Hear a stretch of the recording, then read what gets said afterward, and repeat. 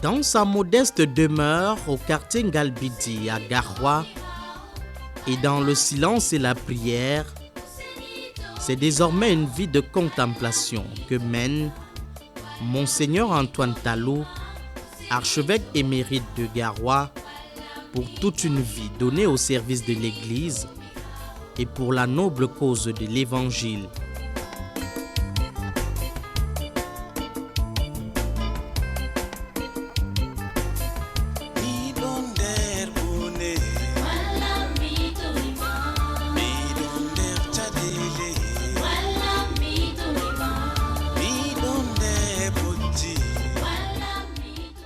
Je l'ai connu un peu plus au sein de la conférence épiscopale quand moi je suis devenu évêque de Maturi. Il était archevêque de Garoua, c'était nos aînés dans la conférence épiscopale et il me donnait l'impression d'un homme d'une très grande maturité, d'une très grande retenue aussi, d'une sagesse admirable. Et puis il est arrivé que je dois lui succéder ici dans l'archidiocèse de Garoua. C'est là que je l'ai connu un peu plus profondément comme celui qui a présidé aux destinées de cet archidiocèse bien avant moi. Et nous avons des relations très cordiales, très profondes. Et je le connais comme un homme très sage, d'une très grande sagesse, un homme d'une grande retenue, un homme d'une profonde intériorité, un homme de prière, un homme de Dieu en somme. Pour 50 ans de sacerdoce, c'est un repos bien mérité pour cet homme de Dieu, discret, dévoué à la charité, qui aura passé 35 ans d'épiscopat dans les régions septentrionales.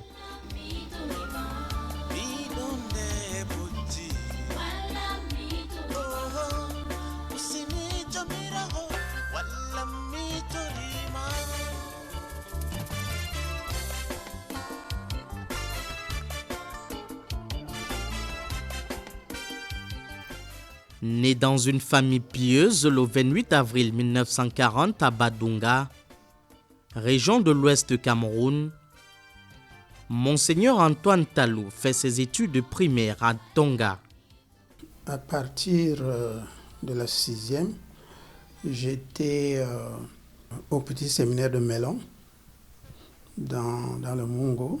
Et après le premier cycle, après le BPC, je suis allé au séminaire moyen de Mva dans la Léquier en 1959. Donc après le baccalauréat, là à Mva, je suis allé au grand séminaire de Télé pour 1 an. Et après cela, j'ai été envoyé à Rome, à l'université urbanienne, et c'est là que j'ai achevé mes études. Et je suis revenu dans mon diocèse, dans le pays, et j'ai commencé ma vie de prêtre, mon ministère de prêtre, depuis ce temps-là, et grâce à Dieu jusqu'à aujourd'hui. Vicaire à Bafou, curé de la cathédrale de Bafoussam, puis chancelier de Monseigneur Denis Ngandé, Monseigneur Antoine Talou est alors appelé comme 3e évêque du diocèse de Yagoua, à l'extrême nord.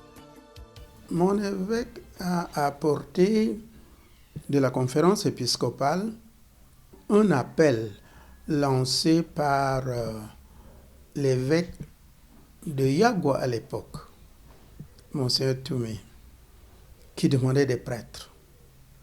Bon, en ce temps-là, j'étais déjà vicaire général de mon diocèse de Bafoussam. Et j'avoue que ça m'a ébranlé. Je ne me suis pas proposé tout de suite pour aller dans le Grand Nord, mais quelque chose s'est passé en moi à partir de ce moment-là.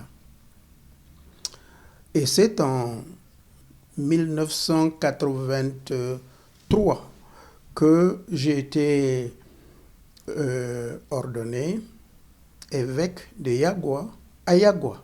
Dans le diocèse de Yagua, il a beaucoup marqué ce diocèse par ses visites pastorales. Un bon pasteur qui aimait rendre visite aux malades, à ses prêtres. C'est d'abord un homme d'écoute et il a beaucoup œuvré pour le diocèse de Yagua et je dirais même aujourd'hui dans la province ecclésiastique, il est là comme un support pour nous les jeunes évêques. Il a beaucoup œuvré pour les œuvres sociales, pour le CODAS, à l'époque c'était le CDD, en cherchant les coopérants. Dans le centre d'accueil, par exemple, il a cherché des ouvriers apostoliques pour que ce centre d'accueil marche.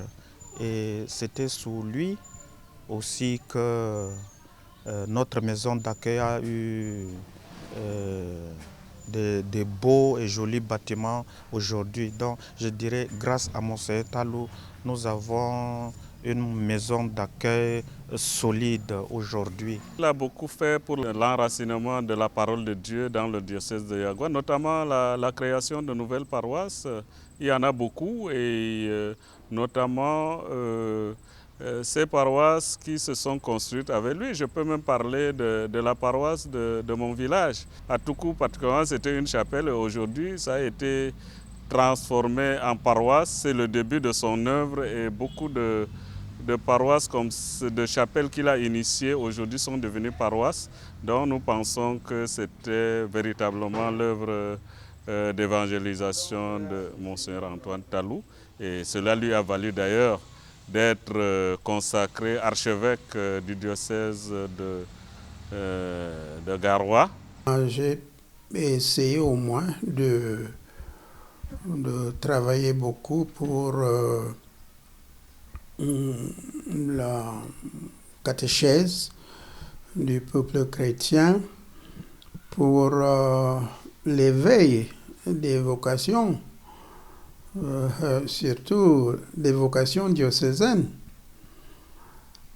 Et puis, pour la croissance des communautés chrétiennes qui existaient déjà, et aussi pour le lancement des activités dans les nouvelles communautés chrétiennes. C'est un épiscopat long et fécond pour cet artisan des vocations qui prend les rênes de l'archidiocèse de Garoua le 23 janvier 1992. Beaucoup de ce qui existe dans l'archidiocèse de Garoua porte sa marque, ça c'est sûr. Mais je crois que là où il s'est le plus distingué, c'est dans la formation des prêtres. Tout le monde reconnaît le rôle qu'il a joué, le rôle qui a été le sien dans la formation des prêtres. Je crois qu'il a beaucoup travaillé pour susciter les vocations autochtones, locales, et pour les encadrer, et pour encadrer aussi les jeunes prêtres et ceux qui sont déjà en ministère. Je pense que des 25 années qu'il a passé à la tête de l'archidiocèse de Garoua, il y a eu au moins 75 prêtres diocésains qui ont été ordonnés. Je crois que ça, c'est l'une des phases les plus visibles de son action.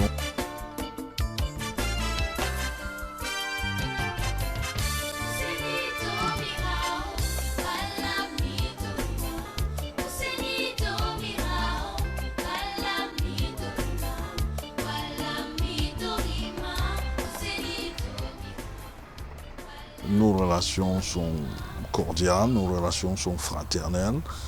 C'est un aîné comme évêque, un homme très sage, un homme que je respecte beaucoup.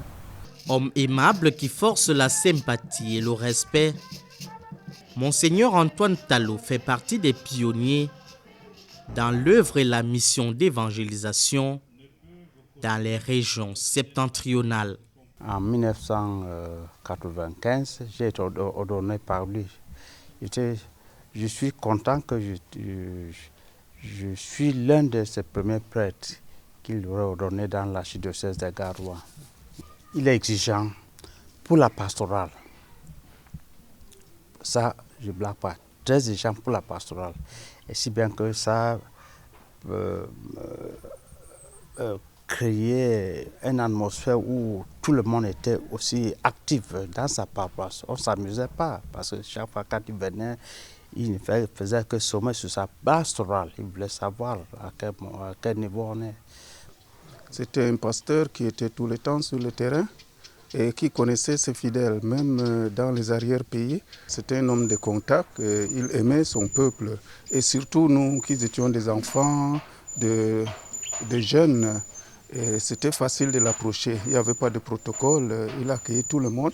Monseigneur Talou voulait plus placer sa pastorale sur le signe de l'évangélisation.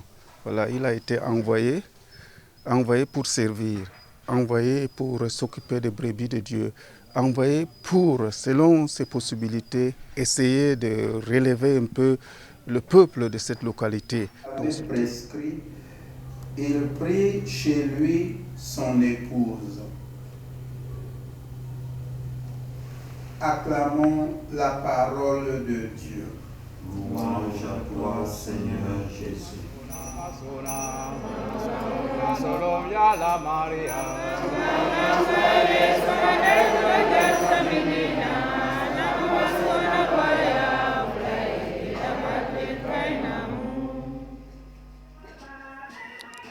Restez fidèle à sa devise d'ordination épiscopale.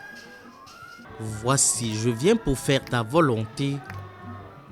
Monseigneur Antoine Talou, suivant justement la volonté de Dieu, va s'investir pour encourager les vocations à travers la fondation d'une communauté religieuse, la pieuse association des sœurs diocésaines, Marie-Reine des apôtres de Yagua, le 10 octobre 1991.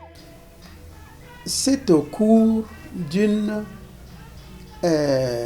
rencontre avec les jeunes, garçons et filles, dans le cadre de la pastorale des vocations. Et quand les garçons partaient, les filles m'ont dit, celles qui étaient à cette rencontre aussi, elles m'ont dit de rester un instant pour les écouter. Ce que j'ai fait. Et elles m'ont posé la question suivante. Si jamais nous sentions dans notre cœur l'appel à la vie religieuse, où est-ce que tu nous dirais d'aller? Et c'est ça qui m'a embarrassé. J'en ai fait part à mes confrères évêques de Garoua, l'archevêque de Garoua, de Maroua Mokolo et de Ngaoundéré. Bien, on a commencé à cheminer, à réfléchir là-dessus. Puis, il était question maintenant de trouver des gens qui puissent nous aider à encadrer ces filles-là. C'est-à-dire qui avaient donc cette idée-là d'être religieuses et dans le cadre du diocèse de Yagua. Et une religieuse s'est présentée qui a accepté d'accomplir cette mission. Et 3 filles lui ont été confiées au départ. Et cela a commencé à Minjil, dans le département, l'actuel département du Mayokani.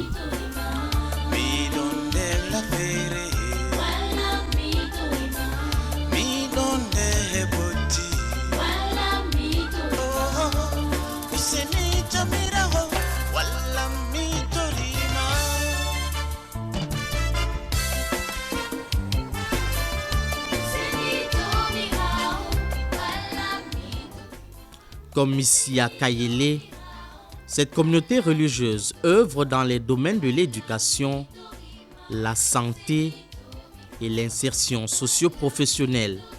À la messe de création de la congrégation, il a, dans son homélie, il parlait au peuple, bien sûr. Il a dit, chrétiens de Minjil, vous m'avez demandé pendant plusieurs années des mangues. Mais aujourd'hui, je vous plante un manguier. Il vous revient de l'arroser pour qu'il vous donne des fruits.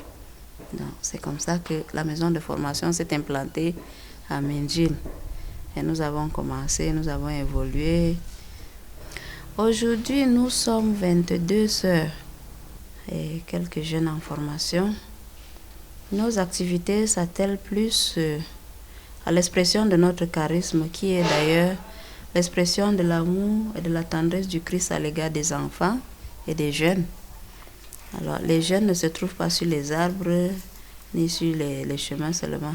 Donc, nous les trouvons dans nos activités qui sont la santé, l'éducation, l'animation sociale même avec les mamans au village.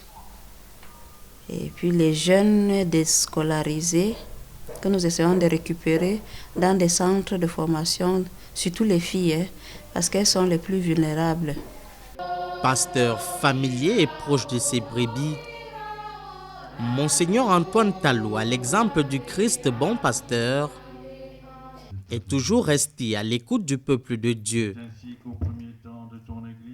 C'est ainsi qu'il a su apporter des réponses globales aux préoccupations de fidèles en œuvrant sans relâche pour la promotion des œuvres sociales au sein du diocèse de Yagua et de l'archidiocèse de Garoua, où il a passé 25 ans comme archevêque.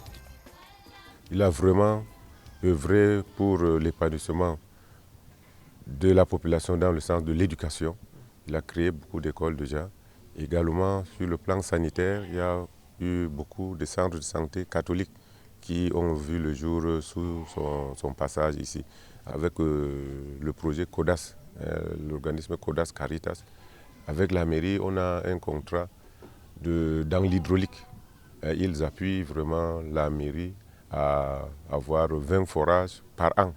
Alors aujourd'hui, je pense que la collaboration est totale et on ne peut que les remercier dans ce sens, et nous voulons vraiment que cette collaboration perdure avec l'Église catholique.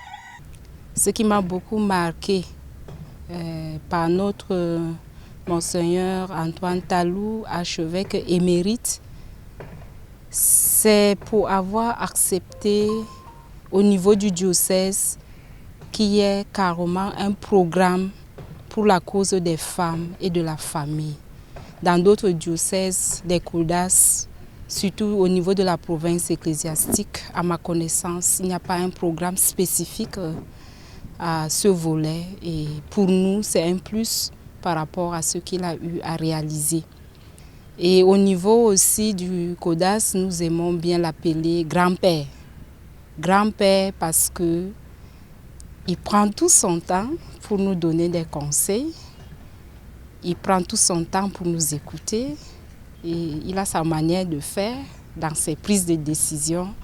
Et avec beaucoup de ses conseils, surtout pour l'accompagnement des centres de formation des filles dans l'archidiocèse. Et il a fallu que je me rapproche de lui pour essayer d'avoir les directives et les conduites à tenir pour la formation des jeunes filles, surtout celles qui n'ont jamais été à l'école. Bâtisseur infatigable, Monseigneur Antoine Talou, dans l'exercice de son ministère épiscopal, va encourager les fidèles à puiser dans les Saintes Écritures pour réaliser leurs ambitions. Monseigneur représente pour moi et surtout pour la famille Diakao un grand conseiller, puisque c'est lui qui m'a confirmé. Après le mariage à l'église, c'est lui qui m'a confirmé et qui a même béni notre mariage à Yagua. Donc c'est un parrain, c'est un autre conseiller spirituel Il a été quelque chose pour nous. Et je me souviens un jour, Monseigneur me disait que... Il disait à mon mari, dans le causerie, on était dans son salon, il disait à mon mari, mais elle est jeune, mais il faut qu'elle poursuive ses études. Mon mari lui a répondu, oui, Monseigneur, elle va poursuivre ses études. En ce temps, je passais en 6e. Et donc, c'est par ce conseil que j'ai repris les classes, cours du soir. C'est comme ça, il m'a retracé ma vie. C'est un homme de foi, un homme de prière, un homme d'une grande sagesse qui fait penser aux grands personnages de la Bible tels que Salomon et autres. Et je pense que c'est un bon témoin de la foi dont le ministère reste toujours gravé dans les esprits. Le 21 octobre 2016, après 12 ans de prêtrise au diocèse de Bafoussam, 9 ans d'épiscopat à Yagua et 25 ans à la tête de l'archidiocèse de Garoua, le pape François accepte la démission de Monseigneur Antoine Talou, qui bénéficie désormais d'un repos bien mérité. Un temps qu'il met à profit pour se consacrer à la prière et à la méditation. Je suis retraité, mais bon, je ne me croise quand même pas les mains. Il y a un certain nombre de choses que je fais en dehors disons, de l'essentiel du quotidien, des points fixes du quotidien d'un prêtre. Il y a quand même assez souvent, et même beaucoup plus souvent que je ne pensais, des requêtes qui viennent des paroisses, des communautés chrétiennes, des groupes, des associations. Et j'essaie de faire face à cela. Je m'applique surtout au petit programme que je m'étais donné, même si les choses ne sont pas si faciles, à savoir la prière, les études et puis le repos. Et pour les 50 ans de sacerdoce, la communauté chrétienne tout entière manifeste sa reconnaissance à Monseigneur Antoine Talou pour ses initiatives pastorales audacieuses et novatrices.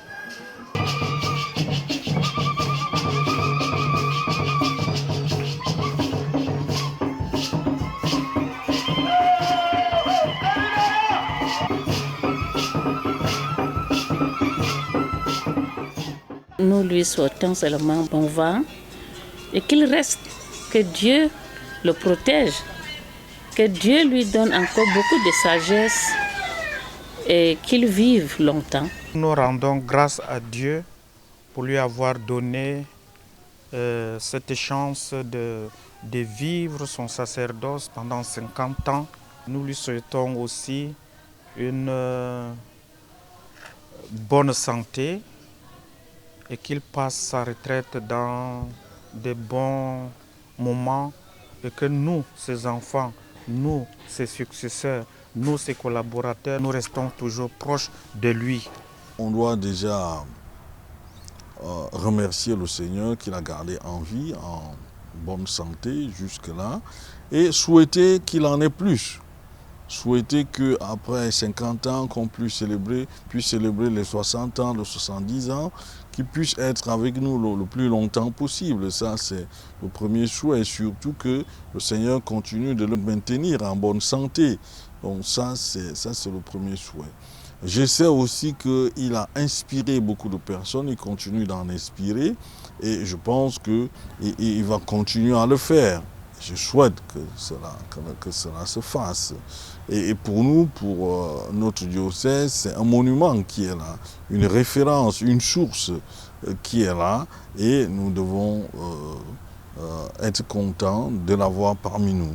Missionnaire dévoué et travailleur acharné, Monseigneur Antoine Talou, qui reste au service de l'Église, entend continuer à partager sa riche expérience pour le progrès de l'Évangile.